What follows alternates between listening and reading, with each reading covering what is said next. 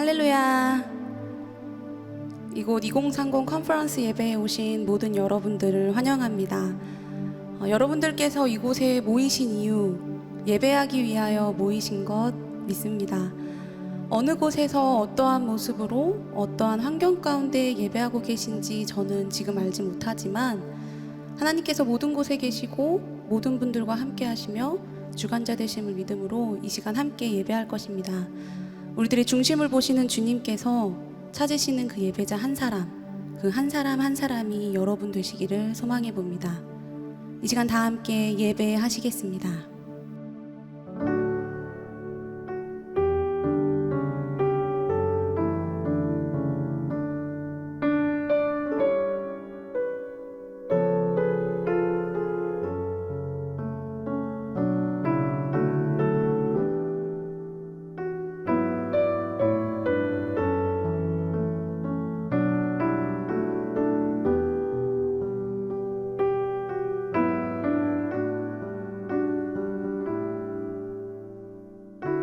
주를 위한 이곳에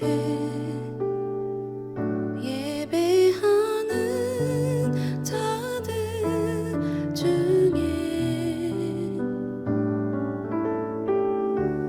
그가 찾는 이 없어 주님께서 슬퍼하시네.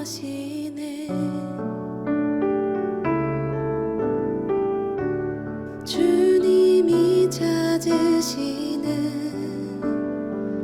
그 한 사람, 그의 배자,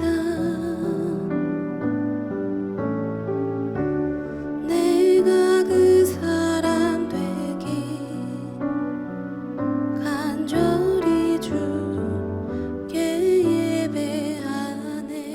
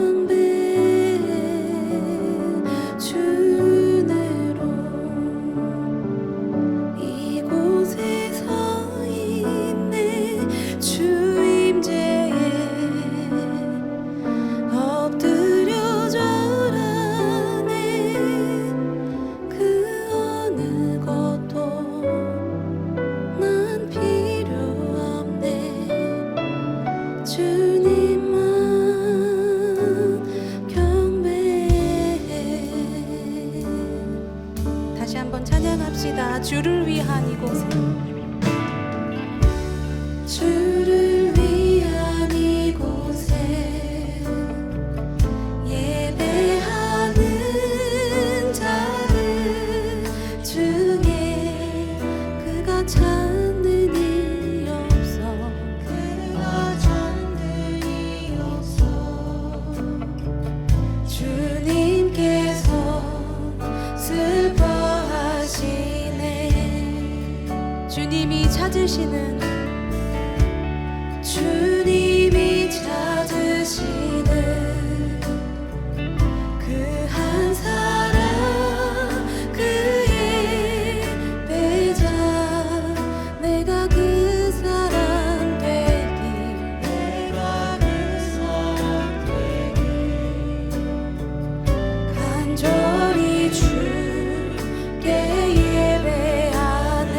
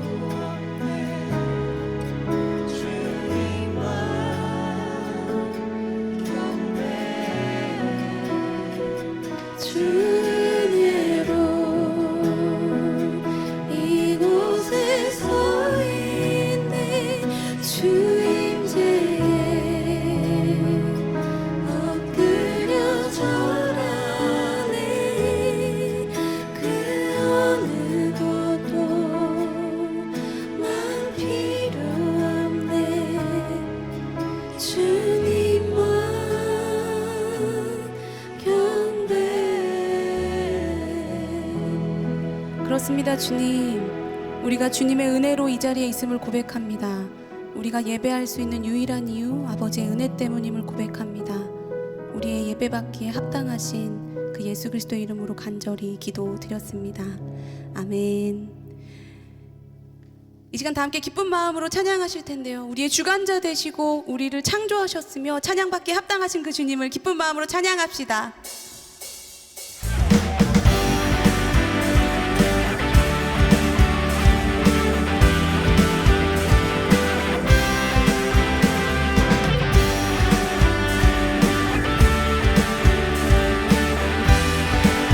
나는 주만 높이리, 나는 주만 높이리, 결코 내 맘 변치 않네.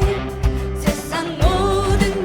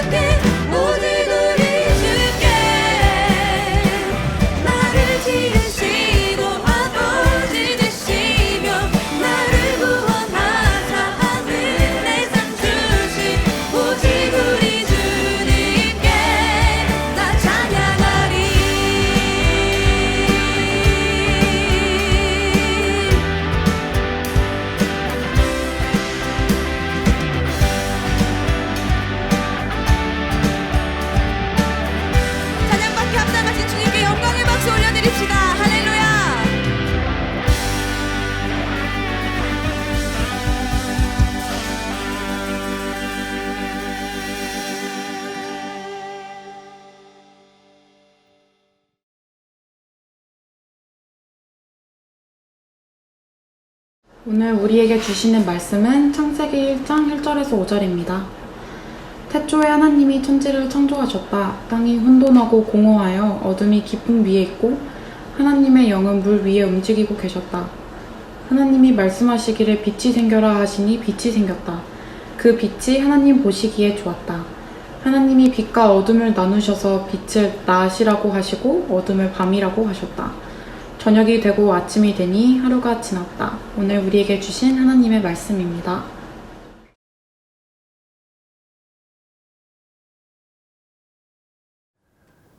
참 좋으신 주님의 은총과 평강이 오늘 예배의 자리에 나오신 모든 분들과 함께 하시길 빕니다.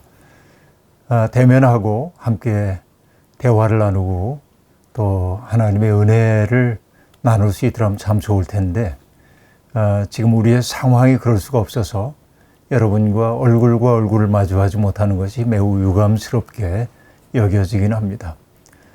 금년 1년 동안 얼마나 많이 애를 쓰셨습니까? 조마조마하고 또 낯설기만 한 이 현실 속에서 미래의 삶 또한 불확실하기 때문에 여러분 모두 아주 힘겨운 나날들을 보냈을 거라는 생각을 합니다. 이것은 전대미문의 사건이었죠. 어느 누구도 예측할 수 없었던 이런 일들이 벌어지고 말았습니다.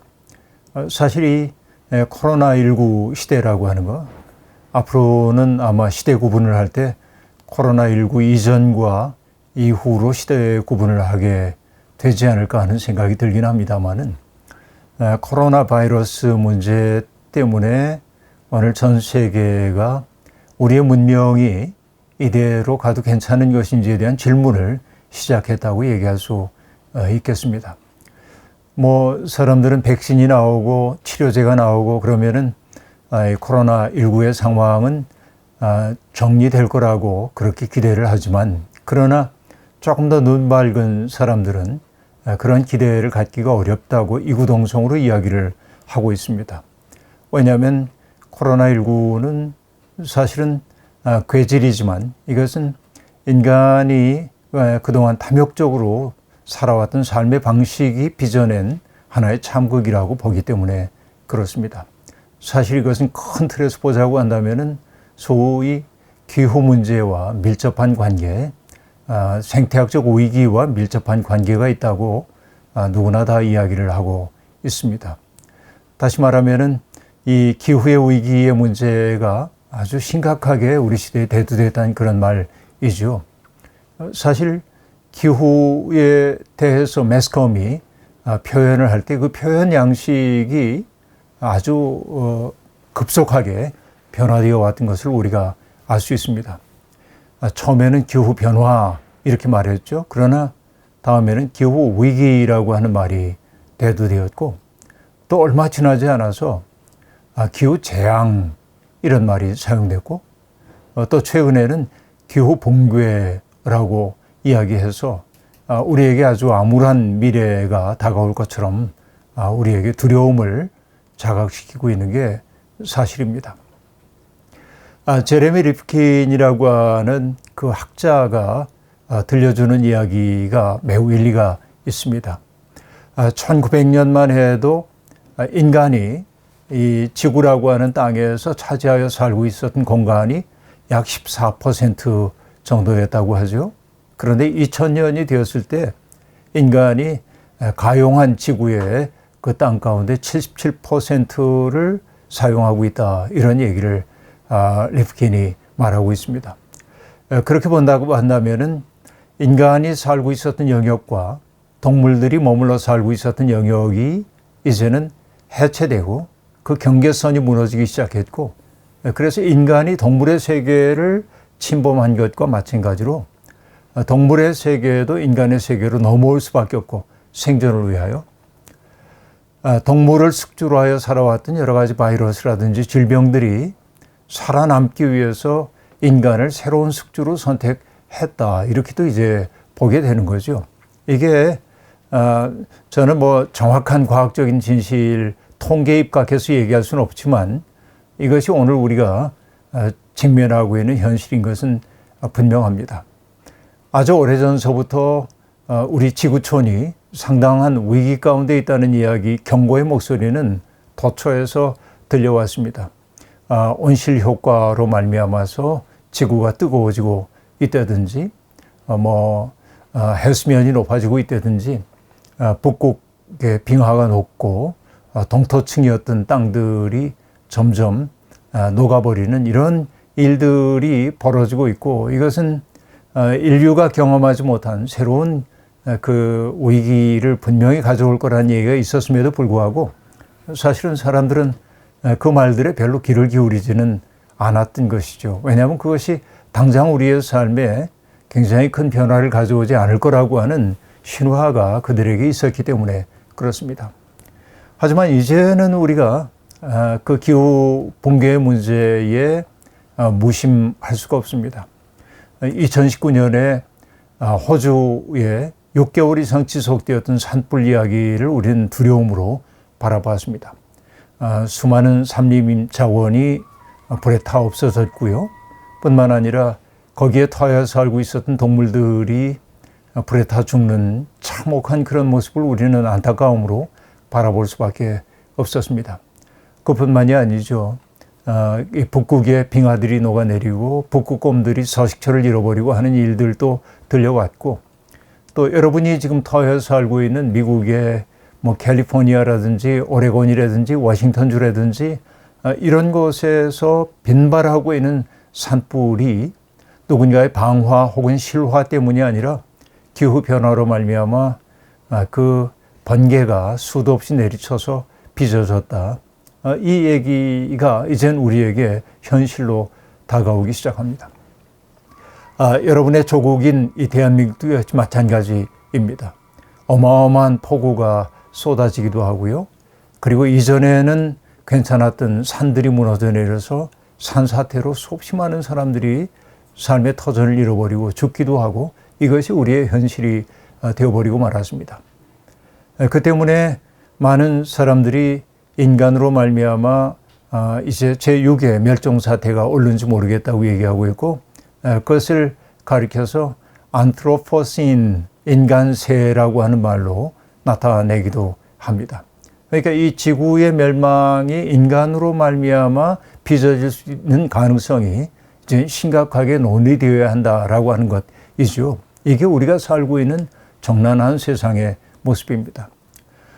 뿐만 아니라 이런 위기에 공동으로 대처해야 함에도 불구하고 지금 전 세계는 자민족 중심주의를 강화하기 시작했고, 살 수가 없어서 세상을 떠돌고 있는 난민들이 어딘가로 받아들여져야 하는데, 그 난민들의 삶의 공간이 허용되지 않는 적대감이 증폭되고 있는 세상에 우리가 지금 살고 있는 것입니다. 정말 이래서는 안 된다. 평화가 무너진다. 이게 우리의 안타까움입니다. 이런 현실 앞에서 우리가 던져야 하는 질문은, 그렇다면 이 문제를 해결할 수 있는 해답이 있는가라고 하는 것입니다.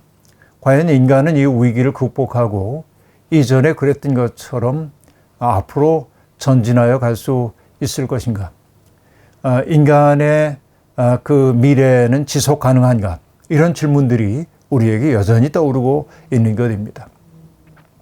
많은 사람들이 비관적으로 얘기를 합니다. 이제 이 변화를 돌이키기에는 너무 늦었다. 이렇게 이야기합니다. 그 너무 늦었다고 하는 그 말, 그 느낌을 모르지는 않지만, 그럼에도 불구하고 그런 비관론이라고 하는 게 우리의 삶을 개선하는 데 큰 도움이 되지는 않습니다. 그 비관론자들의 마음속에 있는 생각은 오늘 내가 누리고 있는 것들을 포기할 의사가 없다고 하는 그런 윤리적 판단으로 나타날 수 있기 때문에 그렇습니다. 하나님을 믿는다고 하는 사람들은 어떤 문제를 해결 가능하기 때문에 덤벼드는 것이 아니고, 그것이 해결이 불가능해 보인다 할지라도 하나님이 기뻐하시는 삶이 무엇인지를 묻고 그 일을 위해 자기를 던져야 하는 것이지요. 마치 계란으로 바위 깨기라고 하는 말이 있는 것처럼 인간이 이 거대한 문제를 풀어갈 능력이 없어 보인다 할지라도, 그렇다고 해서 오늘의 지속 가능하지 않은 삶을 유지해 가는 것을 정당화하면 안 된다 하는 생각이 드는 거죠. 어쨌든 이런 그 비관적인 생각이 있는가 하면 또 하나의 정반대되는 생각이 있습니다. 인간은 그동안 수없이 많은 어려움들을 겪으며 오늘까지 왔지만 그 위기의 상황을 언제든 극복해 왔다라고 하는 일종의 인간에 대한 낙관론 같은 것들도 또한 사람들에게 있는 게 분명합니다. 그러니까 과학자들이 결국 이 문제를 해결할 거다라고 생각하는 거죠. 마치 우리가 할리우드 영화 같은 데서 보면은 이 지구를 위협하고 있는 대재앙이 다가오고 있을 때 몇몇 영웅들이 나서가지고 지구를 향해 오고 있는 그 혹성 같은 것들을 궤도를 돌려놓든지 폭파함으로 해결한다든지 인류를 덮쳤던 거대한 재앙을 몇몇 영웅적 존재들이 그 문제를 해결한다고 하는 서사가 사람들에게 매우 흥미롭게 다가오기도 했던 거죠. 그러니까 우리의 마음속 깊은 곳에는 할 수 없다라고 하는 생각이 한편 있는가 하면 또 한편으로는 결국은 그런 문제들은 해결될 거다라고 하는 생각이 우리 속에 있는 게 또한 사실입니다. 그러나 가능성이 있든 없든 간에 우리에게 매우 중요한 것은 신라 같은 가능성이라도 붙들고 우리가 이런 문제와 맞서 싸워야 한다고 하는 이야기입니다. 그런데 우리가 여기에서 분명히 전제할 수 있는 것 하나 있습니다. 지금까지 우리가 누리고 살아왔던 삶의 방식은 더 이상 지속될 수 없다라고 하는 얘기입니다. 인간의 욕망을 끝없이 자극하고 인간은 그 욕망에 휘둘리면서 뭔가 확대 재생산되고 있는 욕망에 복무하며 살았던 삶은 이제는 더 이상 가능하지 않다. 이게 우울한 전망인지 모르지만은 우리가 정직하게 직면해야 할 현실이 바로 여기에 있다는 생각을 갖게 됩니다. 그동안 인간은 지나친 낙관론 속에서 자아를 강화하는 삶을 살아왔습니다. 나를 세상의 중심에다 놓고 그리고 세상이 마치 나를 중심으로 돌아가야 하는 것처럼 여겼단 말이죠. 그러니까 내 욕망 충족을 위해 어떤 사람들을 도구로 삼고 수단으로 삼는 일조차 정당화되고 그런 삶을 능력이라고 포장해왔던 게 오늘 우리가 살고 있던 세상의 우울함이라고 얘기해야 할 겁니다. 그 속에서는 욕망이 중심이 되고 있습니다. 욕망은 언제나 독점을 지향합니다. 나의 욕망을 충족하기 위해서는 누군가가 수단이 되어야만 하는 것이지요. 욕망에는 나눔이 없습니다. 그러나 욕망의 바탕을 둔 삶은 더 이상 가능하지 않다. 이렇게 본다고 한다면 우리는 욕망을 통제할 수 있는 내적 능력을 이제는 가져야 할 때가 왔습니다. 나의 욕망 말고 다른 이들의 살고 싶어하는 그런 마음을 존중하는 삶으로 나아가야 한다 하는 얘기죠. 이것을 어떻게 얘기할 수 있을까요? 생태적 삶이라고 얘기할 수 있을지 모르겠습니다.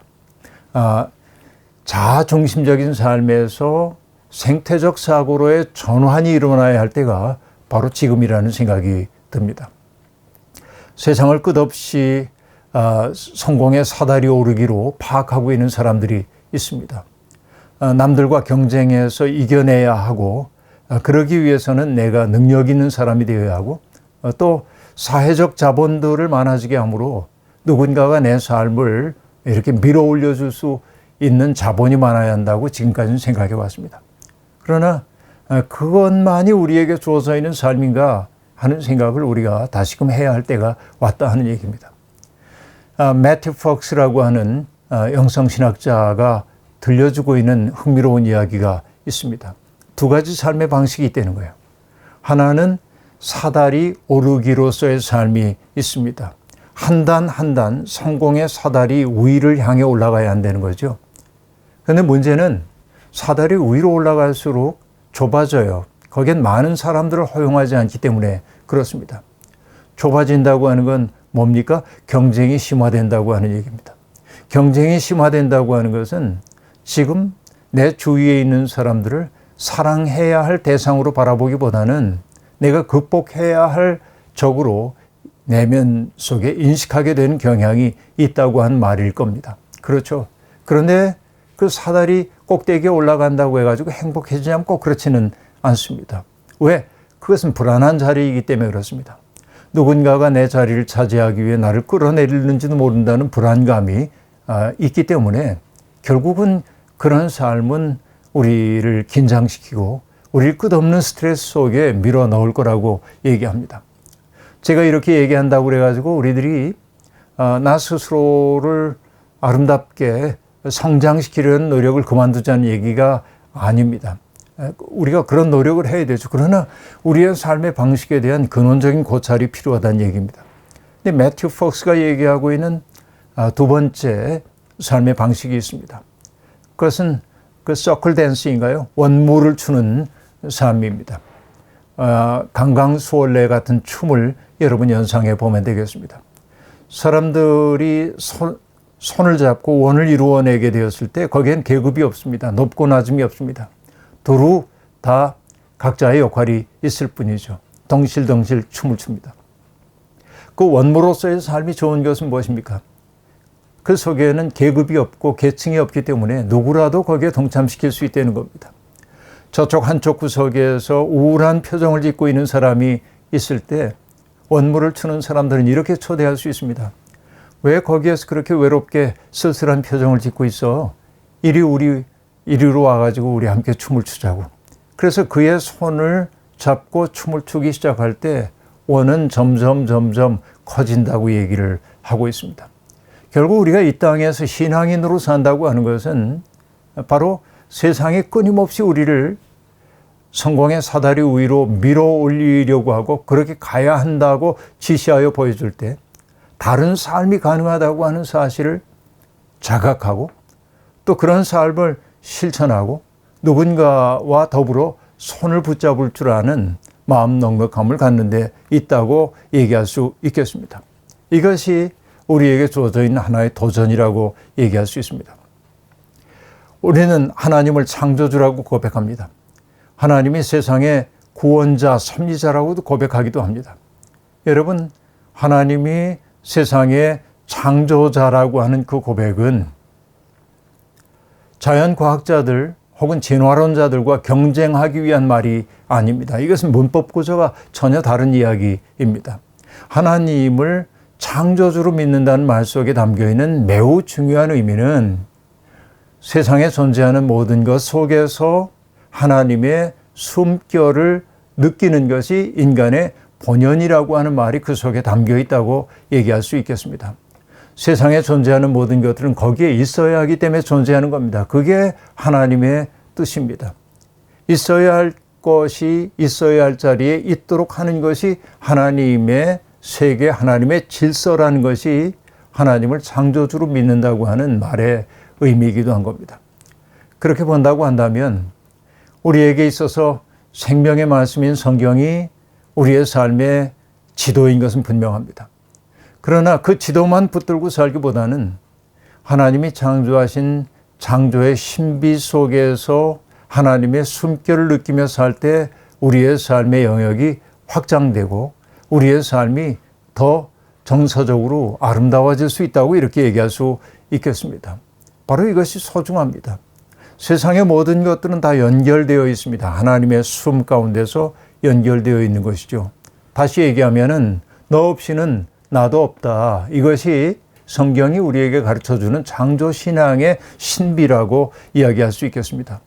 자, 하나님을 창조주로 믿는다는 말 속에 담겨있는 또 다른 의미, 그것이 무엇일까요? 저는 이렇게 생각해 봅니다. 세상의 모든 것들이 하나님이 공들여 창조하신 것이라고 한다면, 정말로 우리가 그걸 믿는다고 한다면 세상의 어떤 것도 나 좋을 대로 함부로 다뤄서는 안 된다라는 말입니다. 저는 그래서 하나님을 창조주로 고백하는 사람들의 사전에 사라져야 할 단어가 있다면 함부로라고 하는 단어라고 생각합니다. 우리는 얼마나 함부로 사는지 모릅니다. 식물, 동물 세계를 함부로 대하는 것은 물론이고요.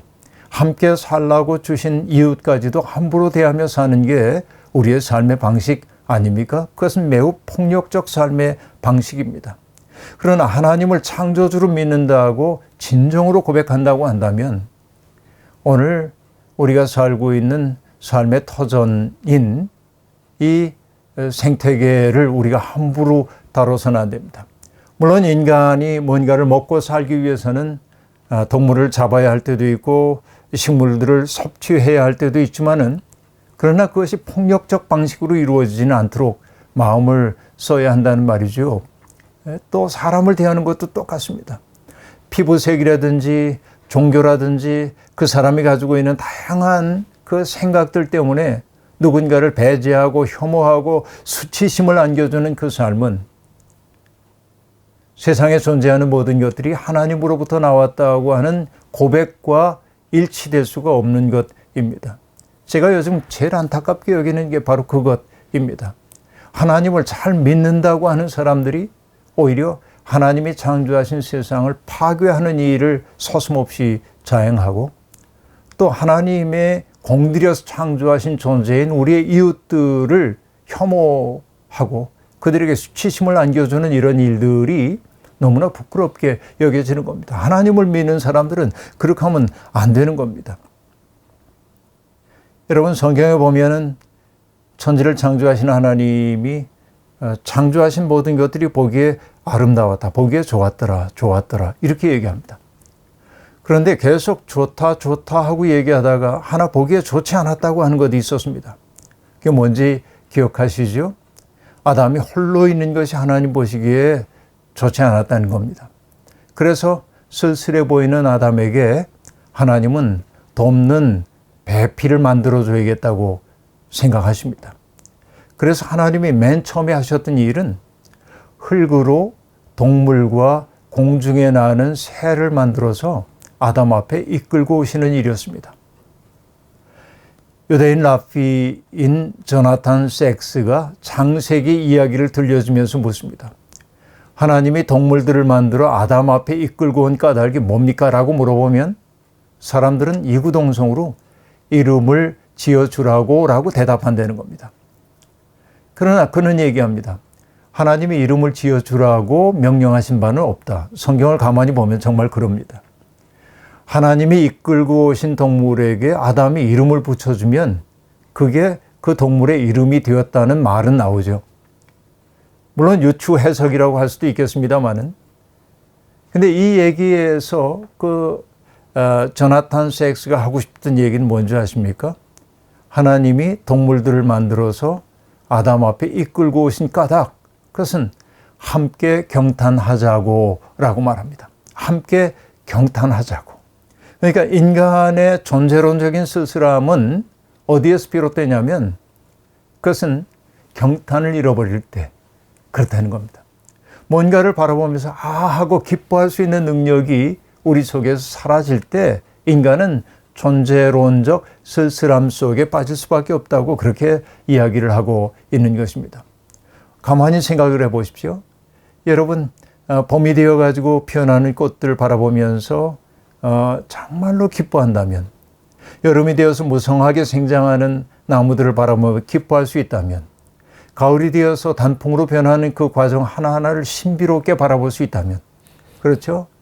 윌리엄 블레이크라고 하는 시인이 순수의 전조에서 얘기했던 것처럼 꽃 한 송이 속에서 우주를 볼 수 있다면, 모래알 하나 속에서 우주를 볼 수 있다고 한다면 우리가 쓸쓸하다고 인생 힘겹다고 얘기할 수 있겠습니까?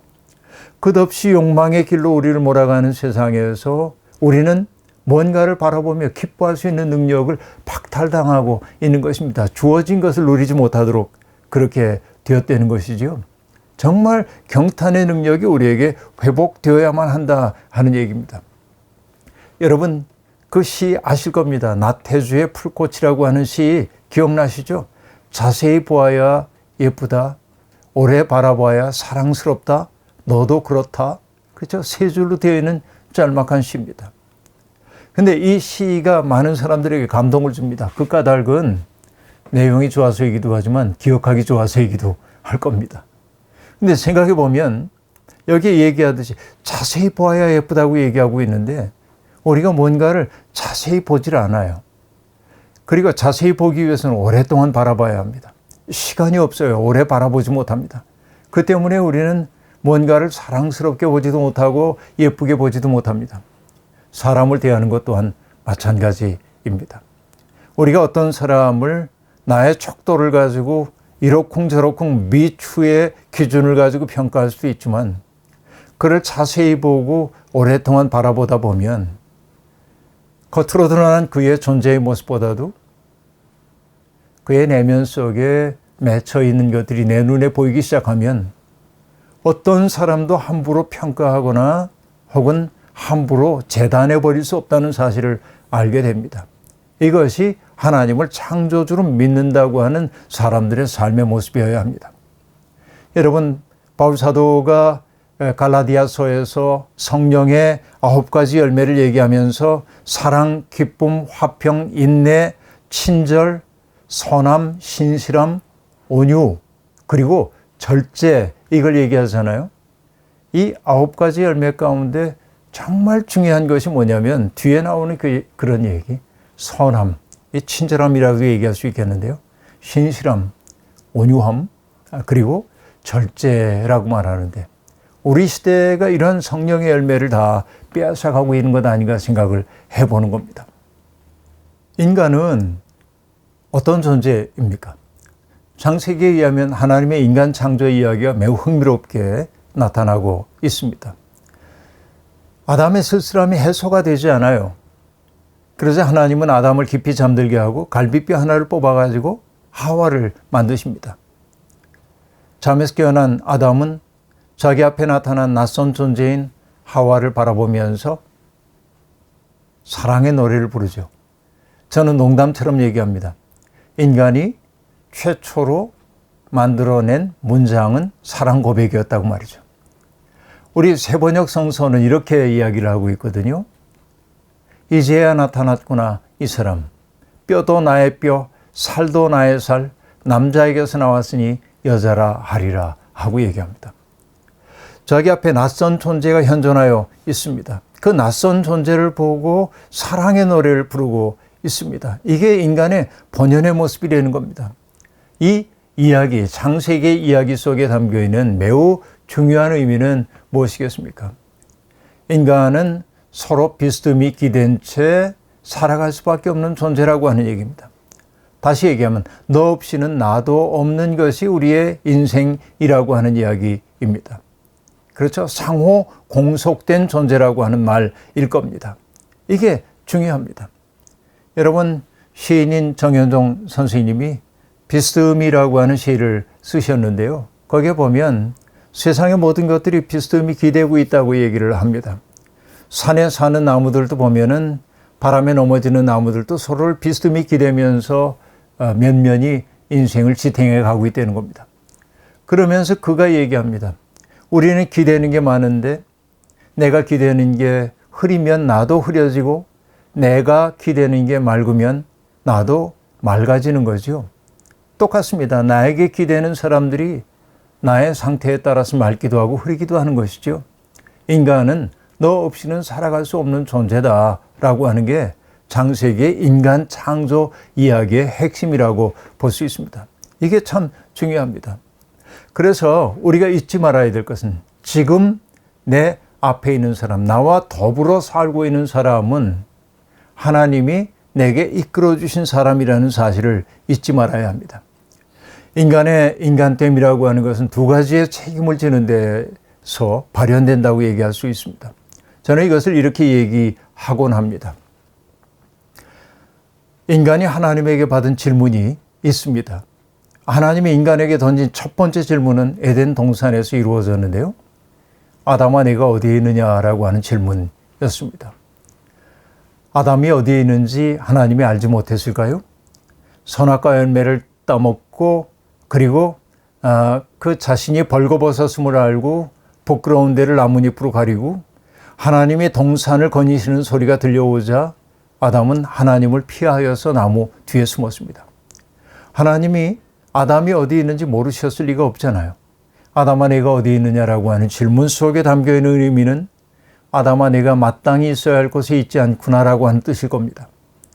아담이 마땅히 있어야 할 곳, 그것은 어디일까요? 하나님 앞입니다. 하나님 앞에서 살아가는 게 인간의 본연이라고 하는 얘기입니다. 하나님 앞에 있다고 하는 것은 어떤 얘기죠? 하나님을 등진 존재가 아니라 하나님을 마주보는 존재로 산다고 하는 의미일 겁니다. 사랑은 마주보게 만듭니다. 죄 혹은 미움이라고 하는 것은 등을 돌리게 만듭니다. 마주보는 것, 바로 이게 사랑입니다. 그러니까 인간이 가장 인간다울 때는 언제? 하나님과 사랑의 관계를 맺을 때, 하나님을 향하여 섰을 때입니다. 다시 말하면 하나님이라고 하는 절대적 힘급을 나의 삶 속에 모시고 살아가는 것, 그분의 은혜 안에 사는 게 내게 행복이 된다고 느낄 때 바로 이것이 인간다운 삶이 된다는 것이죠. 근데 어쨌든 선악과를 따먹은 인간이 에덴 동산에서 쫓겨났고, 여러분 다 아시는 것처럼 아담과 하와 사이에 태어났던 가인은 자기의 동생 아벨을 죽이는 첫 번째 살인자가 되었잖아요. 그 쓸쓸하고 고통스러운 살인 사건이 벌어지자마자 하나님이 가인을 찾아오셔서 던지는 질문이 내 동생이 어디 있느냐라고 하는 질문입니다. 이게 에덴 동산 바깥에서 하나님이 던지신, 인간에게 던지신 질문입니다.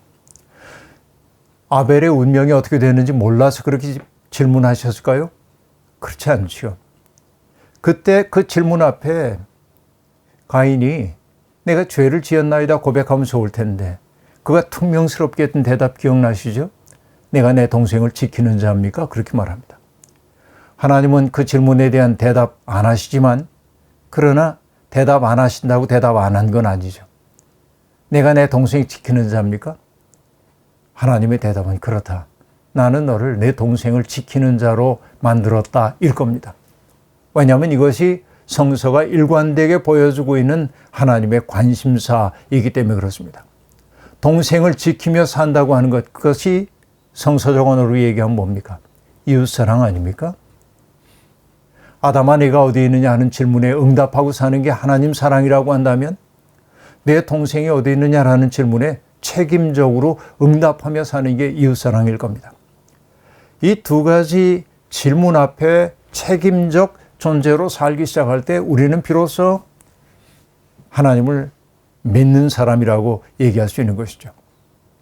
오늘 우리가 살고 있는 세상은 우리의 눈이 하나님을 향하지 못하도록 만들기도 하고, 지금 내 옆에서 고통을 당하고 있는 형제 자매들의 고통에 개입할 수 없을 만큼 내 삶에 몰두하도록 만들고 있는 게 우리의 삶의 현실인 것 분명합니다.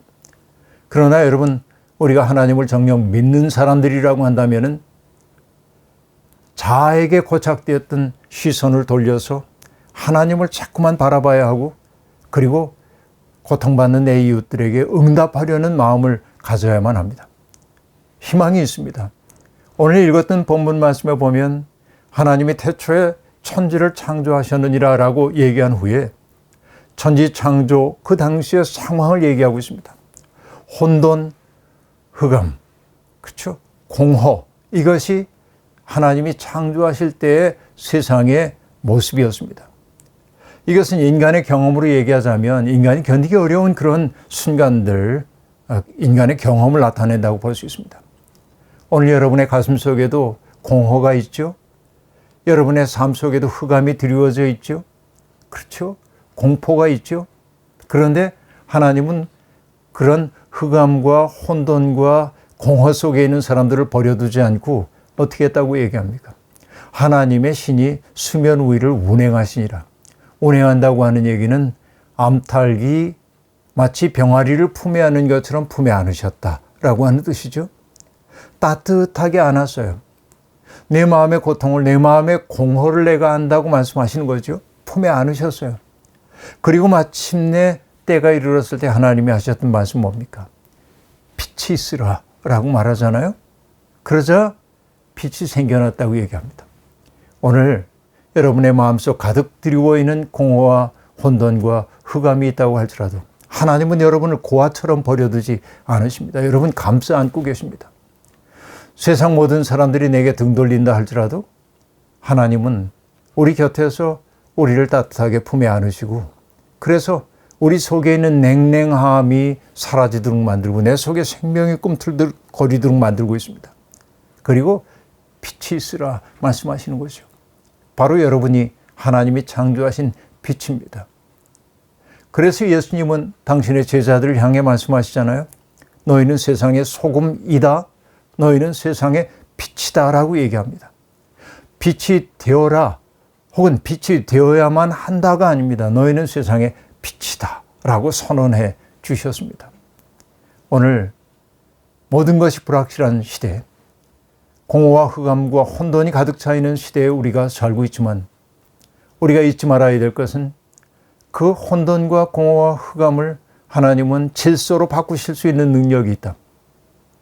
인간의 생각으로는 절망이 가득 차 있는지 모르지만 하나님이 우리를 향하신 생각은 기쁨이고 구원일 수 있다는 사실을 생각하고 하나님의 꿈에 동참하기 위해 나 자신을 던지며 사는 삶, 이것이 믿음에 합당한 삶이 아닌가 생각하는 거죠. 여러분의 삶 속에 그런 하나님의 은혜가 깃들기를 간절히 기원합니다.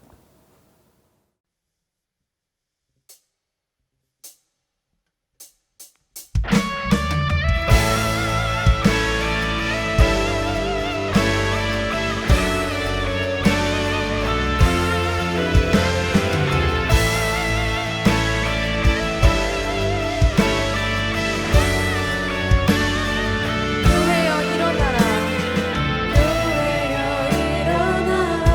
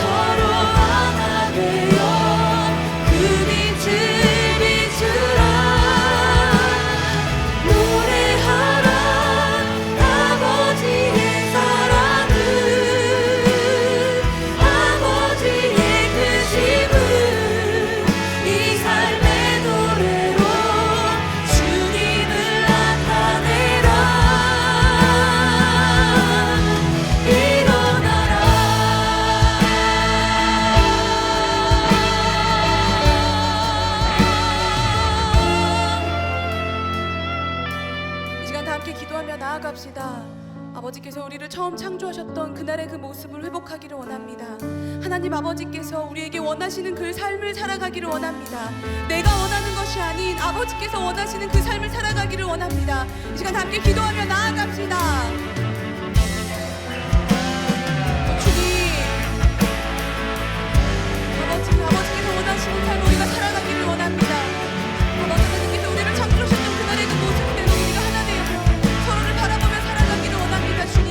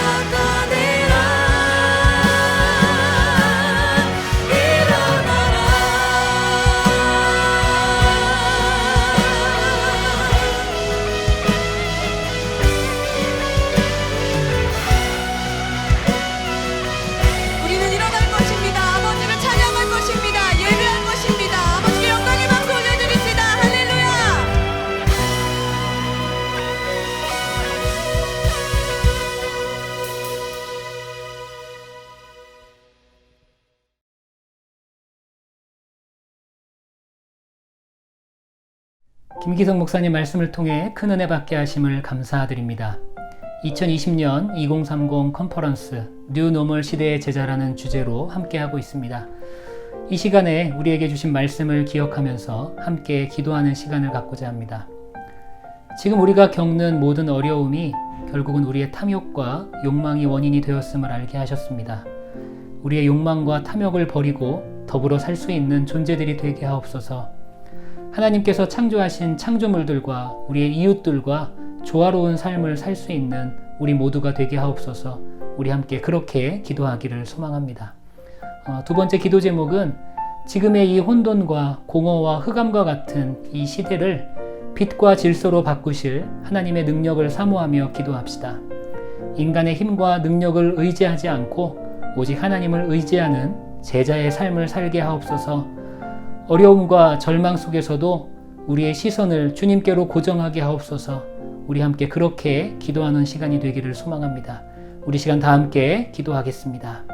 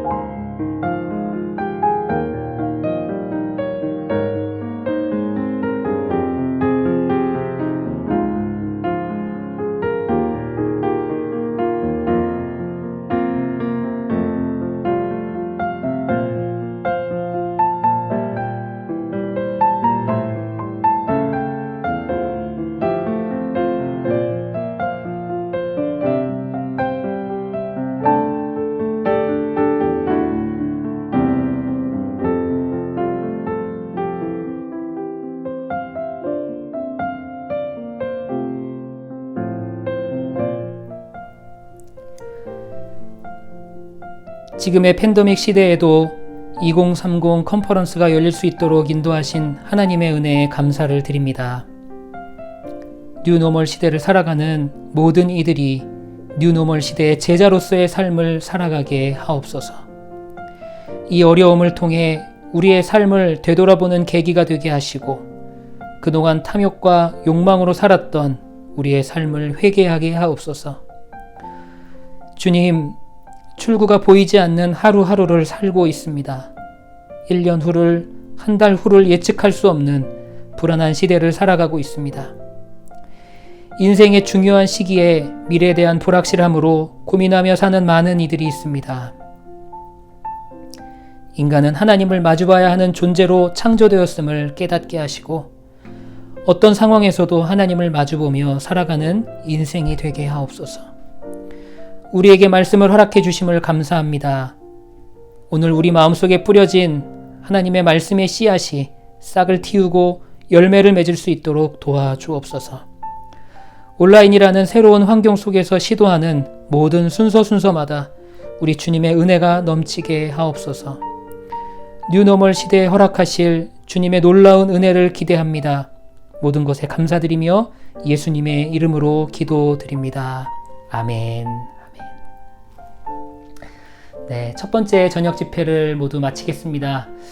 이후에 있을 모든 순서마다 여러분들 은혜를 사모하시면서 적극적으로 참여해 주시기를 바랍니다. 그리고 2030을 위해 애써주시는 많은 분들이 계신데 우리 그분들을 위해서도 여러분들 기도해 주시면 감사하겠습니다. 모두 주님의 평안 안에서 행복하시기를 기도하겠습니다. 감사합니다.